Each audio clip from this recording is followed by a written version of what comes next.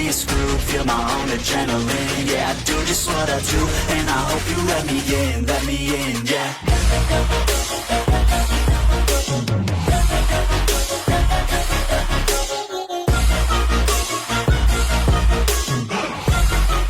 Hello and welcome back, fellow anime lovers, to Cypherfics. I am delighted to have you join us once again in the world of fanfiction and fantasy.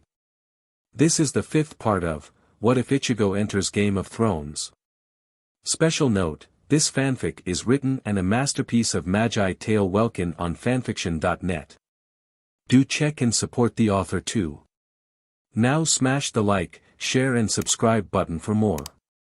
Also press the bell icon so that you never miss such great parts. Thanks for the introduction. Now let's dive into the world. The Marquis of Castamere sat in his tent in the encampment of the Lannister host as they waited to attack the Stark army again. He didn't understand the chain of events. King Robert dies, his oldest son, by a few minutes at best true, becomes king, Lord Eddard swears loyalty to Asher and not Joffrey, Asher send the Duke back to Winterfell, and now after the almost month-long journey to get back to his home he rallies the already waiting army to head back south. Also what made his son rally the bannermen of the north to Winterfell? There's got to be a reason, but he couldn't think why. He knew stopping this army from reaching the capital mattered, but from what Lady Felena kept messaging Squad 2, Lord Tywin needed to go back to the capital and take his position of Hand of the King. The new King Joffrey seemed to be a new Mad King. Plus, the Queen Regent seemed to be making ridiculous decisions herself, probably the most controversial being the attempt to retire Lord Commander Barristan Selmy, when the oath of the Kingsguard meant a lifelong commitment like the Night's Watch. Asher stopped his mother by mentioning Ser Duncan the Tall, a former Lord Commander who died in service in his late 60s, older than Ser Barristan, and Ser Duncan only died due to the fire of Summerhall. This forced the Queen to back down. The new king tried to justify with the fact Ser Barristan failed to save King Robert from the boar, and Asher pointed out the king ordered him back, just as the Hound would follow Joffrey's order no matter what, so did the Lord Commander and the entire Kingsguard for the king. Ichigo liked hearing how his former ward could run rings around the court of King's Landing, always able to find the peaceful way out. He'd be able to talk his way out of room with no exit. He also liked how in a place full of lies Asher used fact. Of course the moment he thought about that his mind turned to Sosuke Aizen while the two fought in the fake Karakura town, how people can't accept the truth they don't like. And yet Ichigo later learned his father was a Soul Reaper captain, his mother was a Quincy, the being he thought was his Zabukudo spirit turned out to be a fragment of Yawatch, and Zangetsu in his inner hollow were the same being. I accepted those facts even though I didn't like them. I sure as hell still don't believe most the bullshit Aizen said about influencing my growth as a Soul Reaper. He began to return his thoughts to reality. Ichigo currently sat at his war table with the captains, lieutenants and one-third seat who commanded the roughly 2,500 Castamere squad members within the Lannister army. 400 members of Squad 11, half of Squads 1, 4, 7, 10 and 13, and a quarter of Squads 2, 3, 5, 6, 8, 9 and 12. All of them contained some spiritual awareness, so could see Lord Ichigo's hollowified eye and the stigma line. The captains with him were Captain Illyrio Seymour of Squad 1, the captains of Squads 2, 7, 10 and 13, and Captain Hills of Squad 11. The lieutenants of Squads 3, 4, 5 and 8, Napier and Lieutenant Zachary Dean of Squad 9 sat with the Lord as well as the third seat of 12. Arya sat in the corner stroking Nymeria. The Stark girl became a sort of prisoner, but as Ichigo already accepted her into the new Shino Academy or at least allowed her to take the entrance test, he wouldn't have her in chains, partly that and also he recognized her soul as Rukia Kachiki, the first Soul Reaper the Marquis ever meet and so the one who started his mad adventuring. It just felt wrong put an old friend, reincarnated or not, in chains. Rukia spent time as a prisoner once for invalid reason. He wouldn't repeat the mistake. He and Rukia shared a platonic relationship, they were very close friends sure, but not any romantic feelings for each other. She seemed more like a sister in his mind. As for his officers, he liked them, He thought it good to have a healthy relationship with your workers, but no person could ever match Orihime. Lucky for him with the soul bond she could speak to him even when far away, he just missed see her in the flesh, running his hands through her silky strands of hair, his hold on her delicate face as he looked into her silver eyes. He felt his wife's amusement. Ichigo, you can be so romantic sometimes. He put his hands to his face as he blushed, he heard his love's heavenly giggle. You all right, your lordship? The Marquis looked up at the captain of Squad 13. I'm all right, Felton, I just miss Orihime. Captain Felton. Wayland nodded. Captain Hills scoffed. Ichigo glanced at him. Is there a problem, Shinichi? The elderly captain of Squad 11 scratched his stubble before saying, you sound weak. Well, excuse me, I may never see my wife again, so I should hide it. Usually you do with that great scowl, but if you show emotion about your wife it'll give away your weakness. We're not on the battlefield yet, Shinichi. Speaking of weakness, why do you think it's better to keep on fighting the Starks when becomes apparent they've won the battle? I thinks it better to save our number so they can fight again, as well as that, they can tell us the battle strategies the Starks are using so we can outmaneuver them later. Captain Hills, Illyrio said, don't argue with Lord Ichigo, it shall make us look disorganized. I'm not arguing. We were beginning to, Shinichi. Ichigo said, scowling. The captain of Squad 11 look away. The Marquis turned to the others. Anyone else want to comment on something? The third seat of Squad 12 raised her hand. Ichigo nodded and the girl stood up showing her short skirt. She nervously fiddled with her ponytail. I wanted to ask about those freezing cabinets you wanted us to make. Yes, Darby. Go on. Strong to believe she's of Dothraki descent. I wanted to ask, why, what are they for? Ichigo glanced to the masked captain of Squad 2 who nodded. The Marquis then looked along the table. To tell you, I'll have to speak Japanese. I can't let any of this information getting out. A few rolled their eyes but listened in anyway as Lord Ichigo began to speak in his native tongue. The members of Squad 2 who have been north of the wall have reported White Walkers several times. One even saved the Night's Watchman by using his Zanpakuto on one of the creatures. The creature was purified. We found where the hollows are. Felton's eye widened. So that's why you sent those blades to the wall. The Marquis nodded. The freezing cabinets, as Squad 12 call them, are to transport the creatures. We don't know what will happen to them in warmer weather. I plan to have a few captured and sent to King's Landing. Maybe then the Night's Watch's reputation and numbers will be restored. The lieutenant of Squad 5 looked at him. Where do you come up with these ideas? If I said the kami speak to me, would you believe me? Many of the things Ichigo ordered and implemented in the last 5 years started as suggestions and advice from the Soul King, who basically took up residence in the God's Wood of Castamere. He thanked the kami every day for it. It allowed him to amass wealth almost as large as Lord Tywin's. Felton frowned. The gods speak to you, why not the High Septon, or the very least Septon Ontario? The lieutenant turned to him. His lordship did say kami. He means the old gods. The seven seem to be too stuck up to talk to us shitheads.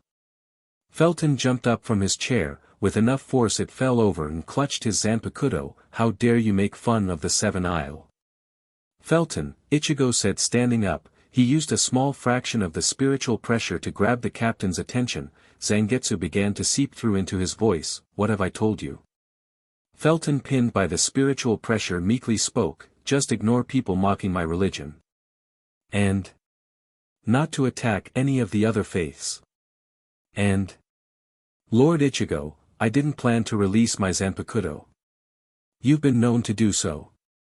Ichigo realized the captain from the clutches of his power and looked over the table. All the captains, Illyrio and Shinichi, breathed slightly heavier. The lieutenants shook violently. The lieutenant of Squad 4, still shaking, helped Darby recover after she passed out. Arya clung to Nymeria wide-eyed but still conscious, if barely. The Marquis slammed his hands on the table. I don't want to do that again, so no more arguing while I'm in command. Got it? The group nodded. Good, I think we can call this meeting over, and the group dispersed, some more quickly than other.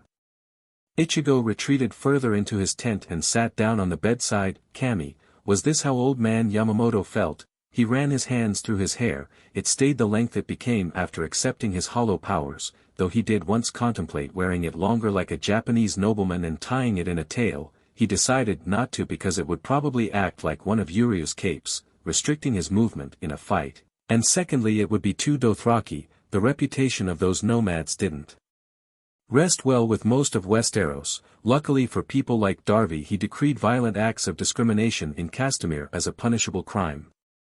The stress of commanding in a war started to get to him. "It's all right, Ichigo," Orihime said, "I'm here to help.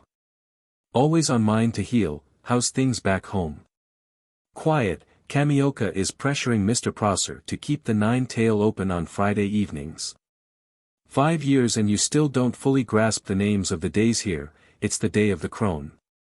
Can't we just call them the way we used to? We could just say it's Japanese. If we did it Japanese we'd call Friday, Gold Day. I'm confused. Sorry, Haim. No, you're right, I've still got a lot to get used to. You will be coming back, won't you, Ichigo? Of course. What kind of a husband would I be? What brought this on? Well, people have been asking me if I'm PRGN and I have to, with embracement, say we never got round to consummating the marriage. If you die, then someone will come along to try and marry me. I don't want that. I want you, Ichigo, my soul mate. I really want to have your babies. I have for a while. Why didn't you say anything? I didn't know if I was ready to be a mother. And we were so busy, assembling the squads, getting the castle built, me setting up and organizing squad 4, healing and help so many people, and you, paying off the million dragon debt, forging all those Asachi. Okay, I get it, Orihime. As soon as I get back I'm going to bed you. From then on if you want me to connect to you just say so. He felt her embracement. Okay, Ichigo, but I'll hold you up on those promises. Promise you'll come back. Promise me that night. Promise me the nights after it. I promise, Orihime, that and more. Just asking, how many children do you want? As many as possible. Here having a big family seems to be encouraged. Arya's the second daughter in a family of 6 children counting Jon Snow. Speaking of Arya, I still can't believe she's Rukia's reincarnation, Cammy. He then chuckled. Maybe that's why Napier likes her so much. Orihime giggled. I wonder what her Zanpakuto's going to be like. The Marquis thought, it's got to be iced-based. Growing up on the north she used to the cold. It might not be, elemental most probably, ice, I don't know. It'll be interesting to see what the midget does. I'll have to go, I need to concentrate on some paperwork. Ichigo nodded and his wife's presences left his mind, leaving him slightly empty. He sighed, then decided to go for a walk to occupy himself. He left his tent and walked around the ruins of Harrenhal. Lady Shella yielded the ruined keep to Lord Tywin when he arrived. I bet she's glad to be rid of it. In the castle's 300-year history 7 houses claimed ownership, the first from the Iron Islands. House Hoare ordered the keep's construction, as a place to keep the Riverlands under their tyrannical control. Even then the irony of the castle emerged. On the day of Harrenhal's completion an arrogant King Harren the Black named the keep after himself. Aegon the Conqueror and his dragons landed on the shore of the Crownlands, where King's Landing now stood, and where the Northerner headed for, and doing despite the Lannister army's best attempts. The siege of Riverrun never happened. The Stark army reached the Tully home first, defeated the small number of forces headed by a few of the Baron houses, while the main army attacked fought a small 2,000 of the Stark army sent as a distraction, the young wolf. More like the young fox. They would need to think better if they were going to defeat him. His thoughts turned back to the castle of Harrenhal. The old term "a white elephant" fit the castle like a glove. The keep held a double-edged sword reputation. While ownership of it gave you rich lands of vast agricultural benefit and prestige among the river lords, but garrisoning the castle meant to house up to 1 million men, and maintaining its vast size proved to be impossible. Its size reminded him of the Siriidii. An impossibility for one family, no matter who rich they would be. Rumors also persisted of the curse of Harrenhal, it haunted halls, and of the many mad men and women of the house who held it. And every house who owned eventually died out. Shella happened to be an old woman and the last of her line. Even now the awfulness of the place unnerved the Marquis. He walked along one of the bridges connecting one tower to another. The stone twisted after being melted by Aegon's dragons. He could feel the remains of different spirit energies crossing and competing with each other. From the ghastly weirwood in the vast 20-acre God's Wood, added by the weirwood timbers all around the castle, the tree of Isle of Faces, and a trace of the magic from Aegon's dragons. He noticed movement in the tower he approached, the Widow's Tower if he recalled. He entered the tower and noticed a ghost sitting by the window. Ichigo cleared his throat and the ghost turned around wide-eyed. In the light Ichigo saw the male with platinum blonde hair and purple eyes. "Are you a Targaryen?" "No, I'm Quentin Corys, the first lord of Harrenhal." "Well, I'm Lord Ichigo Kurosaki of Castamere, and before you ask, I'm just able to see spirits, always have been." "Well, this defiantly new, for almost 300 years I've been a ghost and no one's seen me, even though they speak of other ghosts, I've yet to see the burning spirits of Harren the Black and his boys." He sighed and looked at the army down below. "I rode with Aegon on the back of Black Dread. I saw the army of the Ironborn. The numbers here today don't come close to those the Black Fool commanded. I've saw my son die, my grandson be murdered by an Ironborn pretender. Mega the Cruel slaughter the house that succeeded mine in claiming this pain in the Arse Castle. The only time this place was ever useful was the Second Blackfire Rebellion, which really didn't need to happen in the first place. Thank you, Aegon the Unworthy, Targaryen or not, your namesake would have feed you the Black Dread without a second thought. Now the latest line to claim this castle is about to die out. If you want a person and his family to die out, just give them Harrenhal." "Do you think Aegon the Conqueror was saying that when he gave this to you? I don't he realize the castle had been cursed by Black Dread's fire. You want to stay and watch the next house after went fall?" "No, I've prayed to the gods of old Valyria for years and nothing. Maybe they died when Valyria was destroyed. I can send you on, with something called a soul burial." He unsheathed Zangetsu. Quentin flinched. Ichigo turned his blade around so the pommel faced the former lord. "I'm not going to hurt you, trust me." The Valyrian nodded unsure and Ichigo approached, touched the end of his sword hilt to the man's forehead. The man turned into a ball of light and disappeared into the sky. The Marquis watched before turning away and heading back down to the encampment. The Marquis sat at the table next his liege Lord Tywin, who sat at the head. Arya sat close by stroking Nymeria. Lord Tywin ordered Ichigo to have her watched, if not by him then by someone he could trust, which to Ichigo basically meant his entire force. When questioned if she should witness their talks of strategy, Ichigo easily argued with the number of people here she would be found out before she could send a message to her family. The Mountain remained absent from the table, no doubt trying to find Stark spies and killing them. Half of the men at the table carried the name Lannister, however more from the branch in Lannisport. One of the generals spoke. "The Starks have overextended their lines. Now that summer's over they'll have a strong time keeping their men and horses feed." Lord Tywin replied, "The Starks understand winter better than we ever will, the cold won't beat them." Another spoke. "Our spies report growing discontent between the northern lords who want to return home and gather the harvest before the crops turn. And I'm sure if those same spies snuck into our own encampments they'd report discontent amongst the southern lords. This is war, no one's content." Ichigo nodded. "I'm pretty pissed off at the Starks for doing this." He turned Arya. "No offense, but what reason does your father have that made him want to overthrow the new king? Everything was virtually peaceful, then they do this." "The question, Kurosaki," Tywin said, "is not the reason for why our enemy is doing this, but how we should stop their advancement. We've underestimated the Stark boy for too long. He's got a good mind for warfare, his men worship him, as long as he keeps winning battles they'll keep believing he's undefeatable.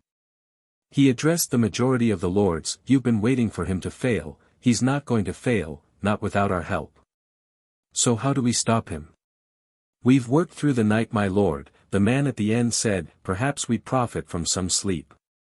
"Yes, I think you would, Reginald," the old lion said, "and because you're my cousin I might let you wake from that sleep. Go, I'm sure your wife must miss you." "My wife's in Lannisport." "Well then you'd better start riding. Go before I change my mind and send her your head. If your name wasn't Lannister you'd be scrubbing out pots in the cook's tent. Go," and Reginald Lannister quickly left. A servant came with a jug about started to pour wine to go with the meal she'd prepared. Tywin held his hand up. "Not wine, water, we'll be here for some time. The servant nodded and walked off. Ichigo sighed. He felt Orihime's comfort. It helped, but only slightly. The defense of the king did not just mean stopping the Starks' advance south, but also stopping Renly Baratheon's exceedingly slow advance from Highgarden, the youngest of the late King Robert's brothers, having claimed the Iron Throne and been crowned in the Tyrell's home. And also from the possibility of Stannis Baratheon attacking King's Landing. Unlike his younger brother the Duke of Dragonstone did not claim the throne, but instead, like Lord Eddard, swore fealty to Asher, not Joffrey. If Ichigo got his way, then he would have his forces go to the capital and defend it. If Stannis swore to Asher, he would bet almost anything that the runaway MSTR of ships planned to overthrow Joffrey as well. No matter who gets in our way, King, Zangetsu said, we'll just go right through them. Ichigo nodded and looked to Arya. Head back to the camp, midget, I'll be back when I'm finished here. The Stark girl nodded and got up. Nymeria bowed to the orange-haired lord and followed her MSTRS. Next morning Tywin dismissed his generals, nothing came of the discussions, and he headed for his part of the camp. He passed a member of Squad 12 working on a machine murmuring about how it needed a number 8 spanner, then a member of Squad 9 shouted, "What do you reckon to this, Ted?" and a loud horn sound blasted out. Ichigo covered his ears and looked. The Squad 9 member carried a tuba. The Squad 12 member, called Ted, looked at it. "I reckon it wants a spot of something before it gives me headache, Pat. Let's try a drop of oil." He took an oil can and pumped some on the values. "It's good stuff, this." The Squad 9 member tried again and still the sound came out in a blast. Ted shook his head. "It's a bit overpowered, Pat." Ichigo scowled. "Could you not do that?" he called, taking the two's attention. "I've a very long night and like get some sleep today." "Sorry, milord." "Go speak with your lieutenant, he'll probably know who can teach you." Pat nodded and walked off. Ichigo reached his tent and slumped onto the bed. In the last 5 years of being soul bonded to Orihime, he found whenever he slept while his wife stayed awake, what she did influenced the dreams he would have. Current she walked down the streets on Rain's Ruin, not dressed in her uniform, off duty. She headed for the bakery, one of the few places she took personal patronage of. Why not? Back in Karakura town she worked part-time in a local bakery and she loved food. Knowing himself to be in a dream and seeing his wife to be safe, Ichigo took control, and lucidly went into his inner world. He stood on the battlements of the castle and waited for his spirits to arrive. He understood what the castle represented, his responsibility, Castamere and its inhabitants. He also noted whenever saddened it would still rain in his inner world and cause the lake to get large, risking the foundations of the castle.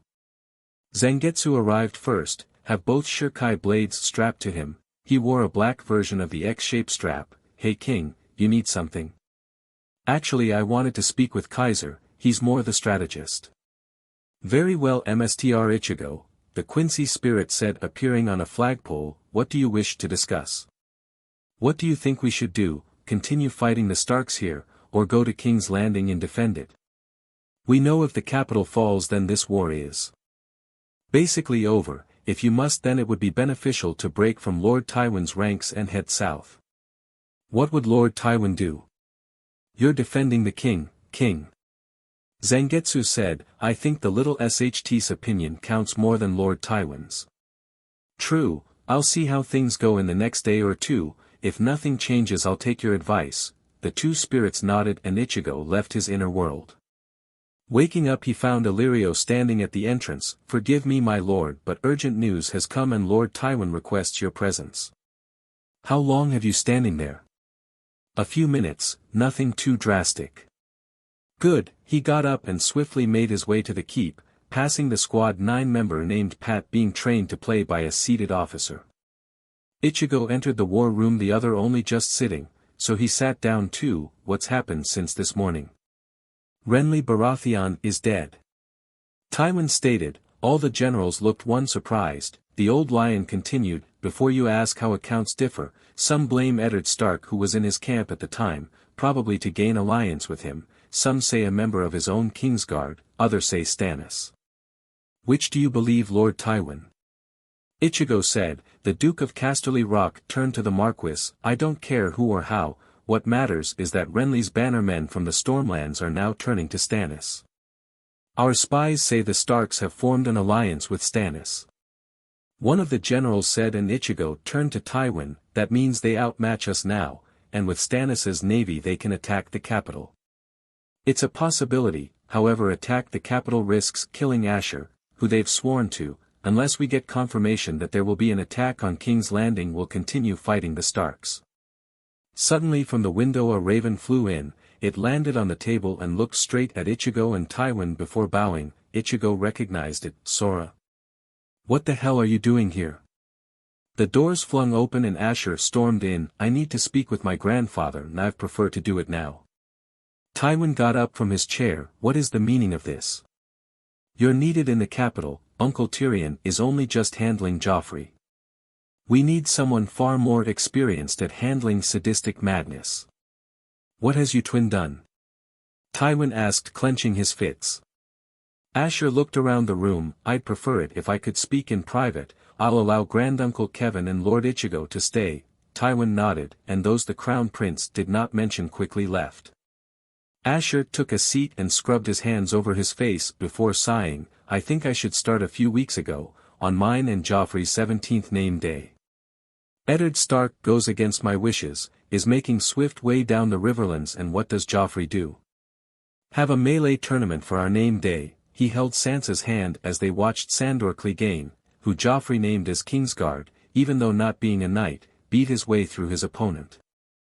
They fought on a small part of the battlements overlooking Blackwater Bay, just above a cloister. Clegane knocked the shield away, bashed the knight's helmet in, and the unnamed Ser fell of the balcony onto the cloister below. The crowd cheered and Joffrey got up. Well struck, he said, well struck dog. Sandor removed his dog-shaped helm and nodded before walk off the fighting ground and toward the royal gazebo, eventually standing next to Jory. Joffrey turned to Asher and Sansa. Did you like that? Asher scowled and rolled his eyes. It's just a matter of who can hit the strongest, and House Clegane is renowned for their strength. Two servants pulled the corpse away, a pool of blood stayed and a servant boy walked up to clean it. The 17-year-old king ignored this and shouted out, who's next? The steward called out the next pair, Lothier Brune, a freerider in the service of Lord Baelish, and Ser Dantos, the Red, of House Hollard, who initially didn't appear. He did, but late, coming down the stairs next to the gazebo. In his rush he dropped his helmet. Sorry your majesty, he said, picking it up and putting it on his head. Are you drunk? The king asked. The knight replied no, he only drank 2 cups of wine. The king grinned slightly and Asher knew what would happen. That's not much at all. He gestured the goblet beside him. Please have another cup. You sure your majesty? Yes, to celebrate my name day. Have a much as you like. I'll be honored your majesty. Joffrey turned to the member of the Kingsguard. Ser Meryn, help Ser Dantos celebrate my name day. See that he drinks his fill. Ser Meryn and 3 other Kingsguard forced Ser Dantos to his knee, put a horn to his mouth and started pouring wine down it. Asher blinked horrified and shouted, you're going to drown him, on our name day too. Sansa nodded. It would be bad luck to kill a man on your name day. What kind of stupid peasant superstition? The girl is right, Sandor said. What a man sows on his name day he reaps all year. Joffrey sighed. Take him away, I'll have him killed tomorrow. The fool. The guard stopped and Ser Dantos spat out as much wine possible. Sansa turned to the king. He is a fool, you're so clear to see it. He'll make a much better fool than a knight. He doesn't deserve the mercy of quick death. Asher looked at his betrothed, initially with frowned eyebrow, but then he realized what she meant. Inside he hated the idea, but he'll live, that is something. He turned to his betrothed and smiled with pride. My Sansa, you're quite cunning. Joffrey stayed quiet for a moment before speak. Did you hear that, Ser Dantos? He stood up. From this day you'll be my new fool. Ser Dantos nodded. Thank you your majesty, and you my lady thank you. Beloved nephew, a new voice called, and Uncle Tyrion Lannister walked in up with Bronn. We looked for you on the battlefield yet you were nowhere to be found. Handed a message to Asher and took a cup of wine. The king nervously eyed his uncle. I've been here ruling the kingdoms. A fine job you've done. He drank his wine. Enjoy your name day you too. I wish I could stay and celebrate. he walked away, but there is work to be done. Work? Joffrey asked, what work could you do? Asher read the message and stood up, I'm sorry brother, but I must be heading to small council. Sora hopped onto his shoulder and the crown prince looked down to his dog, Gatsby, you and lady make sure Sansa is safe. The tiger dog barked and Asher followed his uncle. Tyrion whistled as they both entered the chamber. His mother sat at the table with Grand Maester Pycelle, Lord Baelish and Lady Falena and Lord Commander Slint of the City Watch. Asher passed a servant holding birdcage. Sora squawked and a squawk came from the cage. Asher stopped the servant and took of the cloth on it. A white raven stood on the perch. Asher nodded, took his seat. So, the summer is over, 10 years long, and now winter is coming. He kept a cheering disposition on the outside, but inside he feared what would happen if the belief of a long winter turned out to be true. Lady Falena grinned, we were just discussing that, and the war. The Queen Regent doesn't want refugees in the capital. Asher looked to his mother, and what will that do to the reputation of the royal family? Forgive the interruption, Tyrion said as they took their seats. Tyrion's at the far end of the table, and Asher grabbing a seat and putting it between Lady Falena and Grand Maester Pycelle. Carry on. What are you doing here? Cersei asked to Tyrion. This is the small council. Yes, well I do believe the hand of the king is welcome at all small council meetings. Everyone other than Asher looked at the imp. The queen spoke, our father is hand of the king. Yes, but in his absence, he handed a scroll to Lady Falena. Lord Tywin Lannister has named his son Lord Tyrion as hand while he fights. Out, the queen called, all of you. Everyone but Tyrion and Asher left. The queen got up and walked to her brother. I would like to know how you tricked father into this.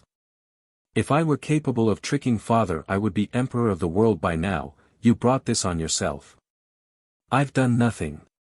Quite right, you did nothing, but made the wrong child king, and now the North matches to correct that. Robb Stark is a child who's won every battle he's fought. What do you know about warfare? Nothing, but I know people and I know our enemies hate each other almost as much as they hate us. A moment's silence filled the room until the queen said, Joffrey is king. Joffrey is king. Tyrion said and Asher nodded. The queen spoke again, you are here to advise him.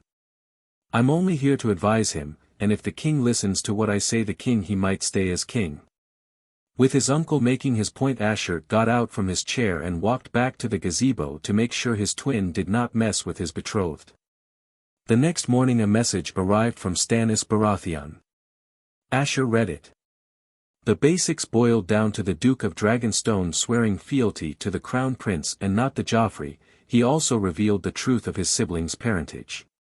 Asher automatically wrote a reply, Uncle, I thank you for your loyalty however I implore you not to follow with Lord Eddard Stark to overthrow Joffrey. I have plans of my own and I don't want to further divide the kingdom.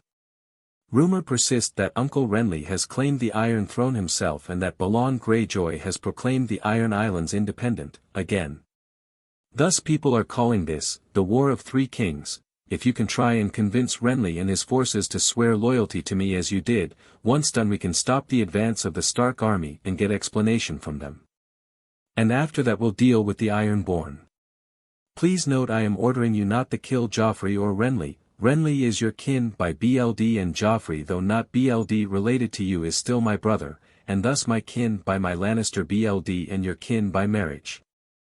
P.S. Is it true you have a red priestess in your court? Because so I would be careful. The religion of the Lord of Light does not believe in the existence of any other gods and thus can by violent also rumors say that Thuras of Myr attempted to convert the Mad King to the Lord of Light. She may try with you, don't let her. Don't allow her to desecrate anything of other religions. No September or God's Wood are to be destroyed. Asher reread the message to make sure it made sense before tying it the raven and sending it back to Dragonstone. Ki spoke, I have a feeling that's not going to work. I can at least try. The Crown Prince followed by Gendry and his pets walked into the throne seeing a group of workmen with scaffolding. The queen enters shortly after him. What is all this? She asked. The king watching over the work turned and replied, turning this room to its proper appearance, say what you will about the Targaryen kings, they were conquerors. He pointed to the throne, that is a seat for a conqueror, it needs a room to match it, not vines and flowers. I have to admit, brother, I agree with you there. My probably the first time I agreed with you on something, but this is wasting money we should be saving. With winter coming, the treasury is not going to grow much in the next few years, and this civil war. Grandfather's stupidity in the field of battle means we're losing, and what about that great Lord Kurosaki you speak so fondly about? I will admit grandfather has underestimated Robb Stark, but do not put fault on Lord Ichigo, as grandfather's bannerman he has to follow his lord's command. Joffrey ignored his twin and looked their mother. I heard a disgusting rumor about you and Uncle Jaime. Our enemies will say anything to weaken your claim to the throne. It's not a claim, the throne is mine. Both Asher and the queen nodded. Asher eyed his mother. The rumor was sent out by Uncle Stannis. Technically he's not our enemy, just yours.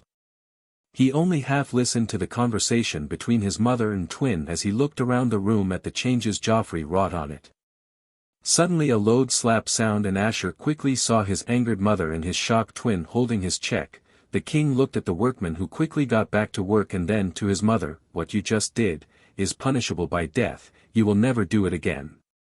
Never. He turned around and took his seat on the throne. That'll be all, mother. Asher looked to the furious, but smirking Gendry. The crown prince left the room. In the hall Asher stopped his half-brother. What happened in there to get you relied? He made a mocking remark about father. He asked how many bastards he had. I see, I don't have a clue, but if Joffrey becomes paranoid about father's illegitimates then he may order the deaths of them all, including you if he knew, which mother would agree to. What do we do? Don't worry, brother, I've got an idea. They went to Ser Janoslynt. My prince, what can I do for you? I just want to tell, should you receive orders from the king about slaying an illegitimate children of fathers, please remind him that as they are father's children he would be committing kinslaying and those the order should be invalid. But I must follow the king's orders. You are Lord Commander of the City Watch, not the King's Guard. Asher sighed, but I understand. His face brightened. My uncle Tyrion has invited you to dine with him tonight if you accept. I'd been honored. Good, I'll tell him. I'll expect to see you there. The crown prince turned and walked away, a plan to kill two birds with one stone forming with each footstep. He would need to inform his uncle about this. More wine? The half-man asked. The acting hand squire split the liquid. Asher looked to Gendry. Can you please get me some water, Gendry? His brother nodded and walked away. Tyrion spoke to his squire. Leave us, Podrick. I believe we know how to pour our own wine. That your new squire? I would have found you a proper lad.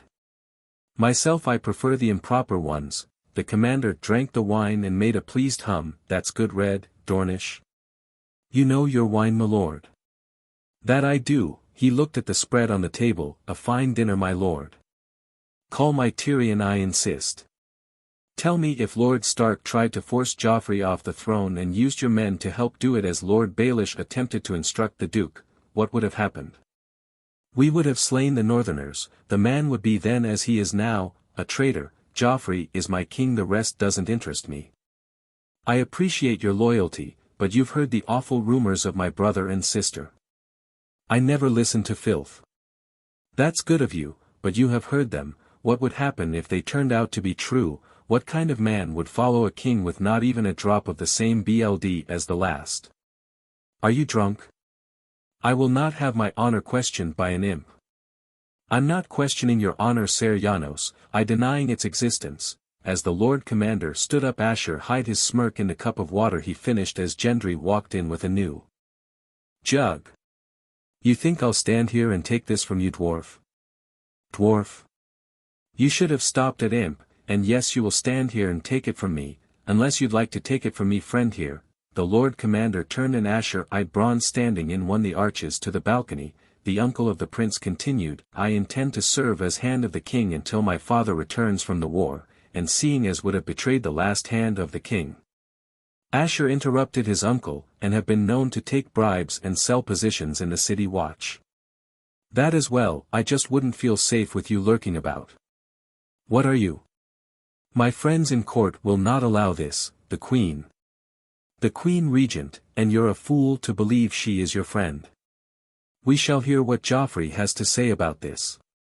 No, we shan't. At that moment a number of city watchmen walked in and the acting hand spoke. There's a ship leaving for Eastwatch by the sea tonight from there. I'm afraid it's rather a long walk to Castle Black. I hope you enjoy the wall. I found it surprisingly appealing, in a brutal, horribly uncomfortable sort of way. The lads will escort you, Bronn said. The streets aren't safe at night, my lord. These men are under my command. I command you to arrest this cutthroat. His name is Bronn, Tyrion said, and he is the new commander of the city watch. Boys.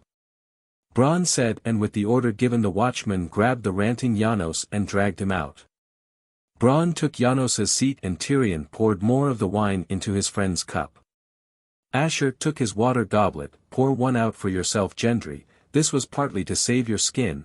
The half-brother nodded wide-eyed and took the wine goblet. With their cups filled, Tyrion spoke to the new commander. The goblets clinked and they took a swig. Then the acting hand spoke again. If I ordered you to kill an infant girl, say, still at her mother's breast, would you do it without question? Without question.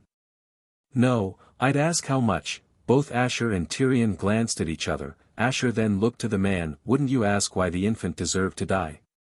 Deserves got nothing to do with it.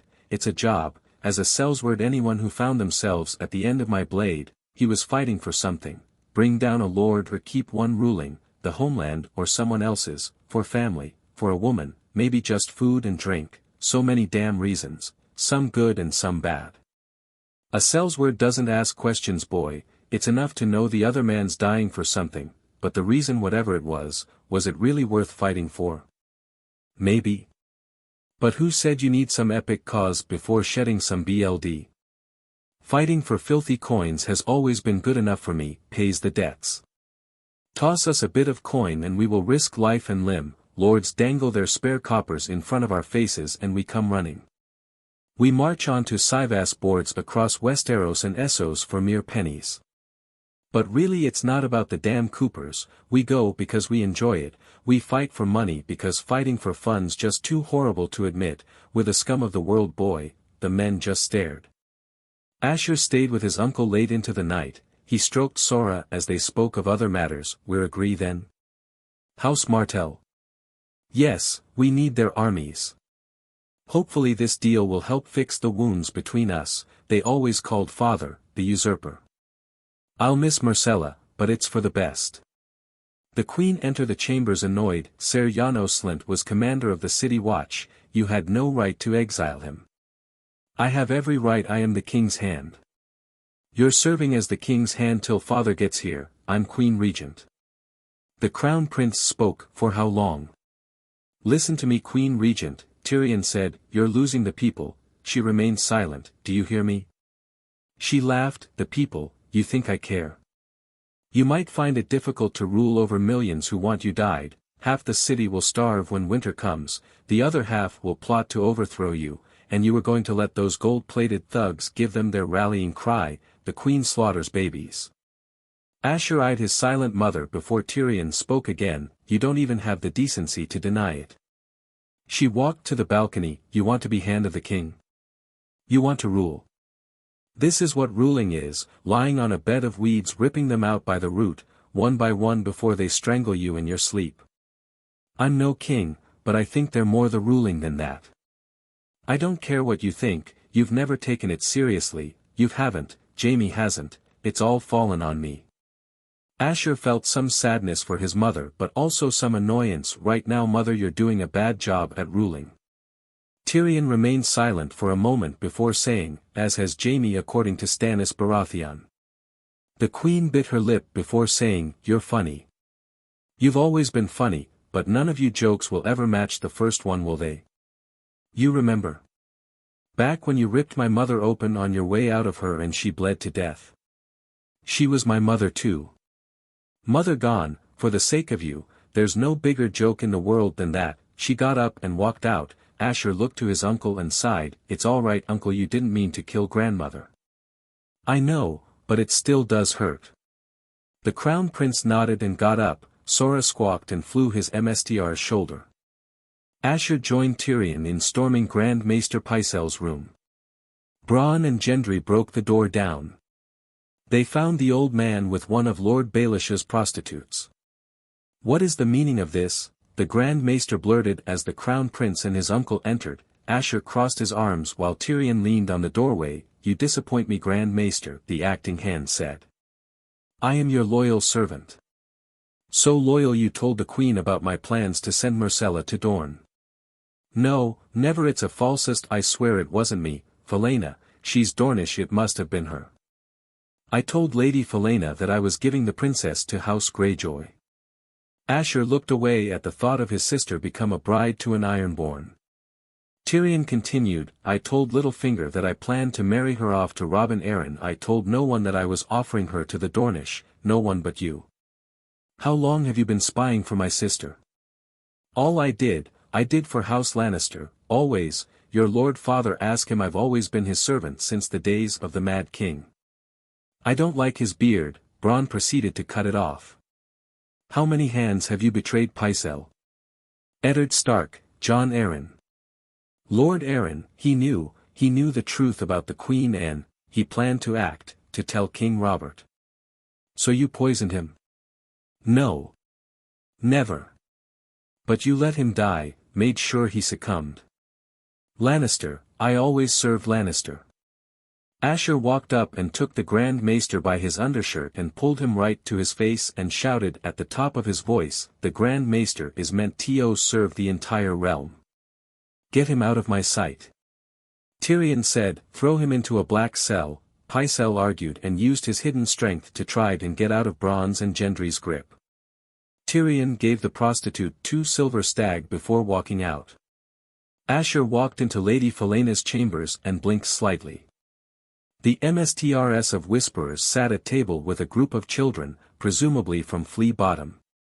Gendry spoke shocked. "Arthur," one of the boys turned and brightened up. "Gendry," the others turned. A couple of them got up and hugged the squire. The rest stared at Asher. The Crown Prince looked to Falena, "Some of Varys's little birds." "Our little birds now, Asher." Asher nodded and knelt to one of the girls who let go off Gendry. She tried to look down. "It's all right, you can look, I won't fault you for staring at a prince, I'm used to it." She looked up and he smiled and looked around at them. "Now I won't make this grand speech say that I was once a boy just like you because I'd be lying. I grew up here in the Red Keep while you've been living in its shadow, and from what Gendry tells me it's not nice." A few nodded. "Well, I promise you I do my best to take care of you and anyone who needs help. All I ask in return is that all of you help Lady Falena." They nodded. The girl hugged him. He smiled and ruffled her hair. Falena smiled. "Now then." She brought up a couple of small boxes. "Would even of you like a candied plum from Dorne?" As quick as lighting, the children took the boxes. Gendry looked and Asher nodded. He took one. Next morning Asher woke. News reached them. Robb successfully conducted a night raid of another Lannister encampment. He went to check on Sansa, to ask of her private thoughts on her family's betrayal of his orders. However, he found her room in the holdfast empty, only Lady sitting on her furs. A servant came to the room and asked where he could find his betrothed. The servant said Joffrey called her to the throne room. Gatsby growled and barked at the dire wolf. Lady got up, still small for a dire wolf but now the same size as Gatsby. The Crown Prince and the pets quickly made their way to the Great Hall, running into Jory on the way. They entered. Joffrey took his seat on the iron monstrosity, saying he would have to find another way to send a message to her family. He called for Ser Marentrant, who walked up to her. "Leave her face," Joffrey called, "I like her pretty." Asher clenched his fists and rushed in. However, Lady got the Kingsguard member first, launching herself onto the knight and growling loudly as she stood on top of him. Asher, Gatsby, and Jory stood in front of Sansa. The Crown Prince spoke. "Brother, if you weren't king then I would punch you in the face. Her family deserves a message. Ser Lancel, repeat what you said to my brother." Using some veil sorcery, Robb Stark fell on Stafford Lannister with an army of wolves. "Is that what people are calling the Stark forces now, or are you literally referring to wolves?" "If it's the latter then Robb Stark only has one wolf, Grey Wind, a dire wolf yes but one nonetheless. Thousands of good men were butchered. This is war, thousands have been killed on both sides by this point, all of their death tragic and pointless. After the slaughtering the Northmen feasted on the flesh of the slain. No one is that barbaric, not even the Dothraki. What's next? You'll tell us they speared babies. He turned to his brother. Sansa is my betrothed, she is almost your sister. My thoughts exactly. Tyrion walked into the room with Bronn behind him. The half-man looked to Ser Meryn. What kind of knight beats a helpless girl? Ser Meryn, still pinned down by Lady, didn't speak. Joffrey looked at his brother and uncle. I'm punishing her.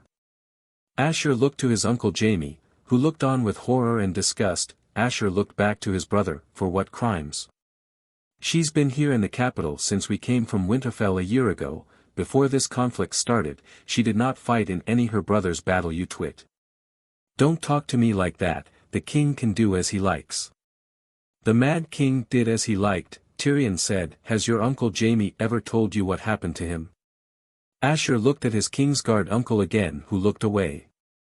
Lady finally got off of Ser Meryn, who got up and took hold of his sword. No one threatens his majesty in the presence of the Kingsguard.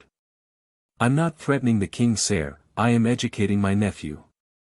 Bronn, the next time Ser Meryn speaks, kill him. That was a threat. See the difference? The room remained silent as the crown prince and the acting hand escorted Lady Sansa away. Asher glanced back at the king. We need someone with better control over you. He looked to his uncle beside him. Forgive me, uncle, but we need grandfather here and now. And I rode here from King's Landing almost non-stop. Asher finished. Ser Kevin blinked. Lord Ichigo gritted his teeth, while the Duke of Casterly Rock looked on with slight disgust but seemed most unchanged by what the prince disclosed. He spoke. That doesn't seem all that important to speak of in private. No, but this revelation is. You know what my uncle Stannis wrote of, concerning Joffrey, Myrcella and Tommen's parentage? The three nodded. The crown prince sighed before looking his grandfather straight in the eye. It's true. Actually, shock appeared on Tywin's face. Lord Ichigo leaned back in his chair. Cammy. Suddenly this became like a Shakespeare play. No. His grandfather said. If you don't believe my words, then believe what is written as fact.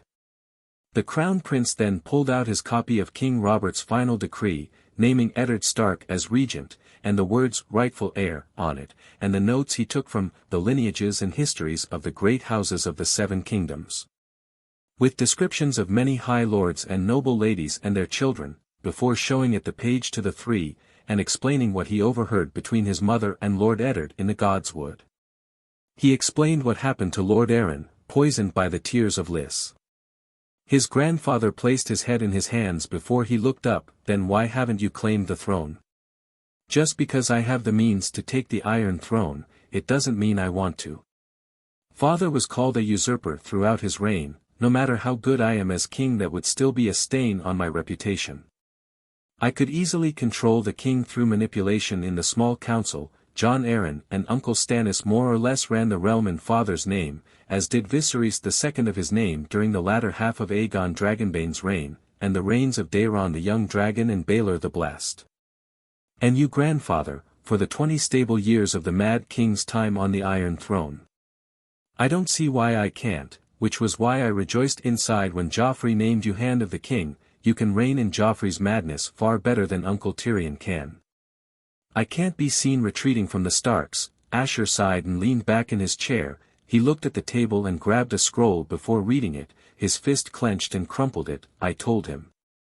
He banged his fist on the table. I told Uncle Stannis not to commit kinslaying. We don't know if it was Stannis Baratheon. Kevin said, it could have been Lord Stark. I was with Lord Eddard frequently when he was Hand on the King. He would only kill if it was the right thing to do. What about his Kingsguard? Some say a member killed him. It's possible, but unlikely. I've already had one betrayal by Lord Stark. His need to do the right thing lead him to this war.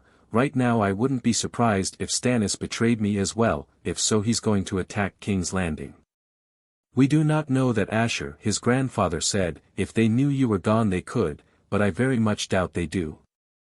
So I repeat, we cannot be seen to be retreating from the Starks. At that moment another raven flew in and landed next to Sora. It carried a message. Lord Ichigo took it off, from Lady Felena Shion. He read and reread it before he sighed with a slight smirk. So much for not knowing. He handed the message to the Duke.